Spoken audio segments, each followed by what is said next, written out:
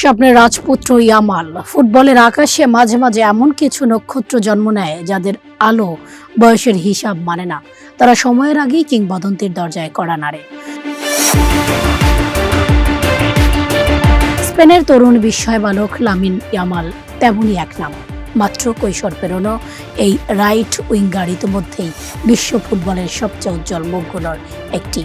বল যখন তার পায়ের কাছে আসে মনে হয় যেন কোনো কবি শব্দ নিয়ে খেলছেন। প্রতিপক্ষের ডিফেন্ডাররা তার সামনে দাঁড়ায় আর ইয়ামাল তাদের পাশ কাটিয়ে এগিয়ে যান বাতাসের মতো।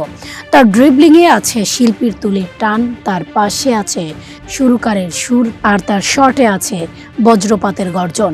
ইউরো জয়ের মঞ্চে যে কিশোর পুরো ইউরোপকে মুগ্ধ করেছিল, আজ সে স্পেনের ভবিষ্যৎ নয়, বর্তমান।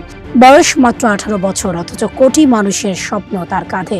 2024 ইউরোর সর্বকনিষ্ঠ তারকা হিসেবে ইতিহাস গড়া ইয়ামাল এখন বিশ্বকাপের সবচেয়ে আলোচিত ফুটবলারদের একজন। বিশ্ব ফুটবলের ইতিহাসে অনেক মহানায়ক এসেছে। কেউ ছিলেন গতির জাদুকর, কেউ গোলের সম্রাট, কেউ বা সৃষ্টির কারিগর। ইয়ামালের মধ্যে যেন সেই সব গুণের এক অপূর্ব মিশ্রণ। তাই তাকে ঘিরে স্পেনবাসীর স্বপ্ন আকাশ ছোঁয়া। সেই স্বপ্ন পূরণের মিশন আজ 15 জুন রাত থেকেই শুরু করেছে স্প্যানিশরা। 2026 বিশ্বকাপ ইয়ামালের প্রথম বিশ্বকাপ, কিন্তু তার স্বপ্ন মোটেও ছোট নয়।